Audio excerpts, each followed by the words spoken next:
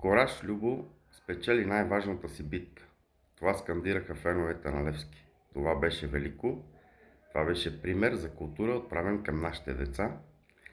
И преди да се оцветяваме и да състезаваме, да имаме футболни пристрастия, политически, финансови и така нататък, това беше пример как не трябва да забравяме, че човечеството е на първо място. Нещо, което в последните години доста ме разочароваше, но с такъв пример виждам, че има искрица надежда, за да продължим напред. Именно така се прави. Бяхте за пореден път пример, шапки долу, левскари. Що се отнася до матча, Левски спечели срещу Локомотив София. Труден матч, добре подреден отбор, както винаги на Любо Пенев. Знаехме, че няма да е лесно.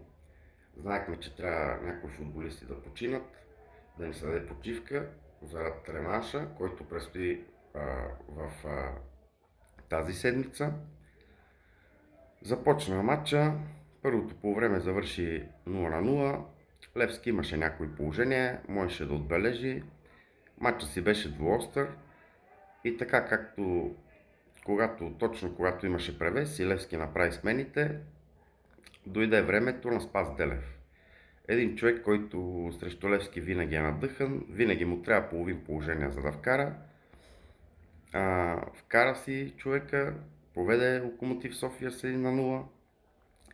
Направиха се промени, влезаха и от новите футболисти и се видя, че и класата, не бързам да ги хваля, но това, което показва Сержиньо и Рейналдо, това, което показвате, аз лично съм много доволен като левскар. Вижда се, че те правят разликата. Влязоха, натиснаха и обърнаха матча.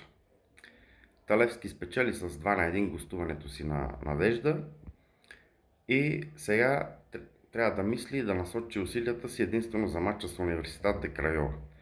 Що се отнася до другия матч, ЦСКА 48 записва първите си точки, първата си победа, победи и те трябва да мислят от тук нататък за матча, който ги очаква, за реванш.